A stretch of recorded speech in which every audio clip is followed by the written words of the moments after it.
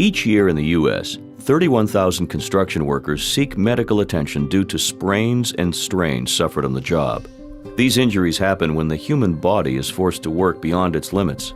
Lifting, pulling, pushing, reaching, bending, and other common construction activities can cause these injuries. The pain resulting from these injuries can last a lifetime and affect construction workers' lives at work and at home. But these injuries can be prevented. This video shows how overexertion at construction sites can lead to worker injuries. The video will also show what employers must do so that the work can be done more safely. Employers have a responsibility to provide a safe workplace and required protective equipment. You'll see that taking the right protective steps can help prevent these injuries.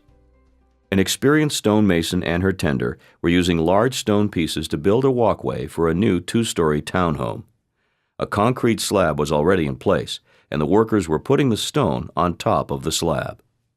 The tender was mixing the mortar in 5-gallon buckets and carrying the mortar to the mason. After the mason spread some of the mortar onto the concrete slab, the workers bent over at the waist to pick up one of the heavy stone pieces. They kneeled down and hunched over to lay the stone piece on top of the mortar. After several days of carrying these heavy loads and kneeling and hunching while doing their work, both of these workers are experiencing severe lower back and knee pain. Let's look at the events leading up to these injuries and see how they could have been prevented. As before, the tender is mixing mortar. This time, a cement mixer is being used, and the tender wheels the mortar over to the stonemason. The stone pieces have also been placed off the ground, and both workers are now wearing knee pads.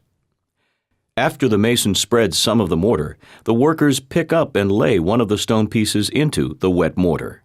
Making these types of small changes in work activities can prevent painful injuries. This example shows the importance of employers using OSHA's ergonomics guidelines. These are guidelines designed so workers can avoid stress and injury to their bodies. These types of injuries are preventable. Follow OSHA's guidelines at work sites. By following the guidelines, workers can avoid suffering a lifetime of pain from these injuries.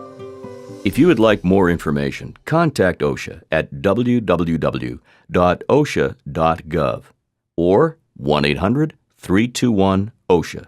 That's 1-800-321-6742.